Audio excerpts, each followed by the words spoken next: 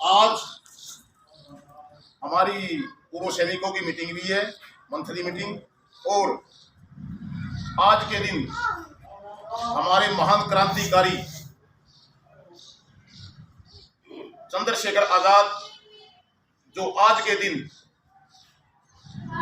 British हुकूमत के साथ लड़ाई करते करते, उनके साथ मुकाबला करते करते जो शहीद हो गए थे, बलिदान हो गए, आज का बलिदान दिवस, शहीद हो गए थे देश के लिए, उसकी उसमें भी और मंथली मीटिंग भी, दोनों काम आज ही हमने किए हैं ये, क्योंकि आज के दिन ही 27 को बलिदान दिवस था और 27 तारीख को ही आज संडे था, हमारी लास्ट मंथली मीटिंग थी, इसलिए ये ऑर्गेनाइजेशन को कमेंट किया गया।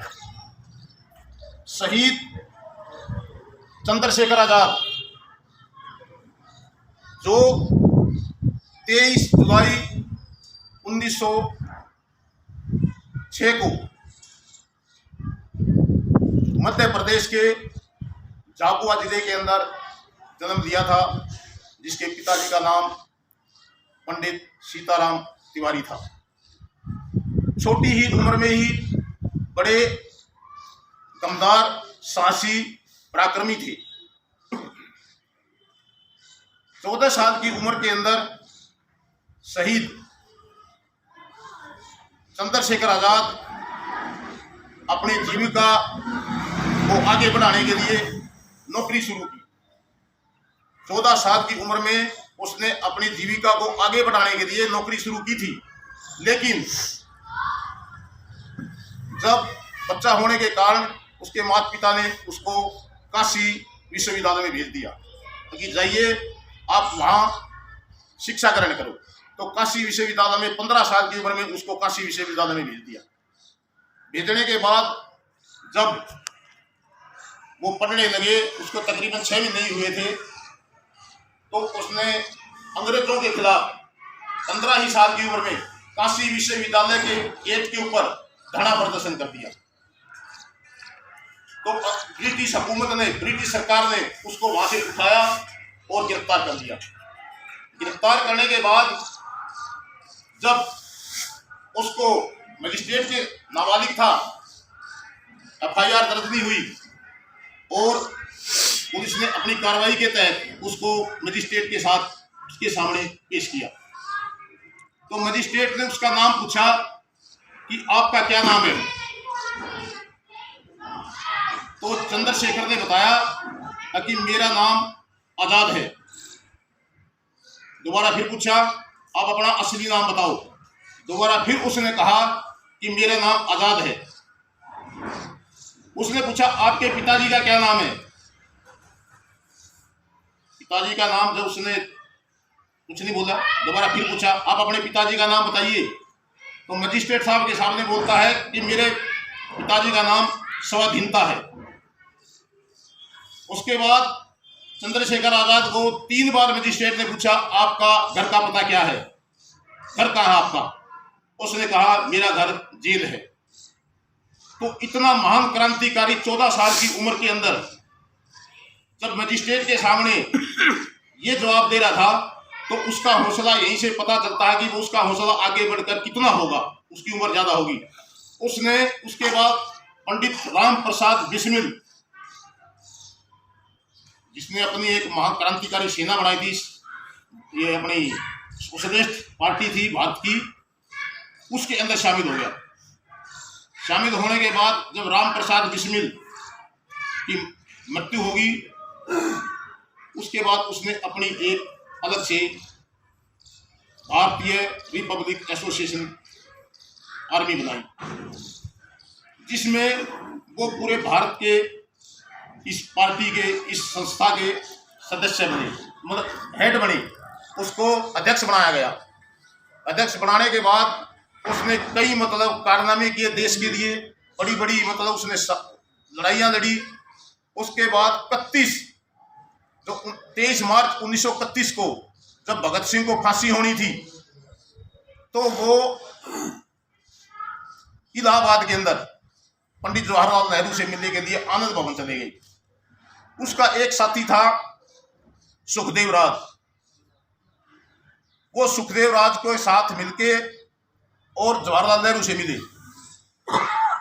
जवाहरलाल नेहरू से मिलने के बाद जब सुखदेव और चंद्रशेखर वहां से निकलने के बाद तो उसको उसी समय जब वो पार्क में पहुंचे तो पुलिस ने घेर दिया चारों तरफ से।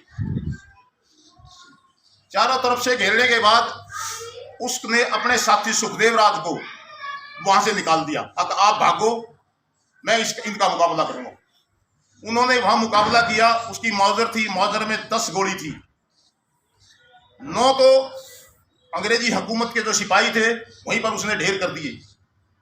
ढेर करने के बाद उसने सोचा कि मैं यदि जीवित इनको पकड़ा जाऊंगा तो मेरे जितने भी दोस्त हैं, जितने मेरे साथी हैं, वो मुझे टॉर्चर करके और उनका पता पूछेंगे मुझसे।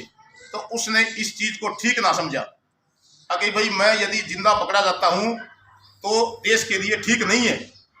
उसने फिर क्या किया, जो अपनी मौजर में 1 गोली बची थी, उसने कह भी दिया था, पहले भी कहता रहा था, उसका एक नारा था कि British government can not make a bullet that can die me, कि अंग्रेजी हुकूमत ऐसी कोई गोली नहीं बना सकती जो मुझे मार दे। तो वही काम चंद्रशेखर आजाद ने सिद्ध करके दिखा दिया कि अंग्रेजी हुकूमत के अंदर ऐसी कोई ताकत नहीं थी और ऐसी कोई गोली नहीं बना सकता वो जो चंद्रशेखर आजाद को मार दे। और वही काम उसने किया। उसने पैसे खत्म होने की वजह से, उनके पास पैसे खत्म हो गए, ट्रेन के अंदर डकैती डाली क्रांतिकारियों ने मिलके। वहां पर कई हमारे क्रांतिकारी थे, वो शहीद नहीं हुए, वो पकड़े गए और उनको फांसी की सजा दी गई अंग्रेजों ने। लेकिन ये कभी अंग्रेजों के हाथ नहीं आया। उसके बाद चंद्रशेखर आजाद के संपर्क में सुखदेव, राजगुरु, भगत सिंह, ये सब इसके संपर्क में आए। एक बार कहा था चंद्रशेखर आजाद को भगत सिंह ने, अब चंद्रशेखर जी, पंडित जी, आप हमें ये तो बताओ कि आपका घर कहाँ है। लेकिन चंद्रशेखर आजाद ने कहा, मेरे घर से आपने क्या लेना, मेरा कोई घर नहीं है, मेरा पूरा देश है, ये मेरा घर है। बोला यदि आप किसी एनकाउंटर में या अंग्रेज शहीद हो जाते हो, बलिदान तो अपने मारे जाते हो किसी एनकाउंटर में, तो मुझे कम से कम ये तो पता होना चाहिए कि हम आपके घर पहुंच के आपकी मदद कर दे। तो कम से कम आपके घर का हमें ये तो पता होना चाहिए। लेकिन उसने मना कर दिया। बोला कि ये कोई मतलब मैं कोई भीख नहीं मांग रहा हूं देश से, मैं देश का सपूत हूं और देश के लिए काम कर रहा हूं। मुझे किसी की न पैसे की जरूरत है, न किसी चीज की मदद की जरूरत है। लेकिन फिर भी उसे वो गुस्सा होके बोलता है, भारत माँ का सपूत, भारत के माँ के ऊपर ही मैं शहीद होऊंगा और मुझे किसी चीज की कोई जरूरत नहीं है। मैं देश के लिए काम कर रहा हूँ और निस्वार्थ काम कर रहा हूँ।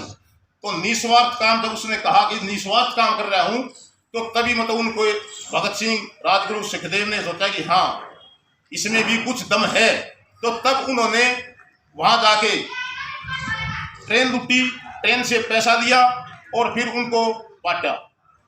भाई आप ये काम करोगे, आप ये काम करोगे। फिर 27 फरवरी 1931 को,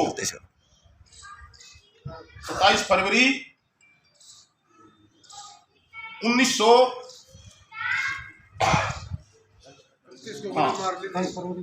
27 फरवरी को वो देश के लिए शहीद हो गए।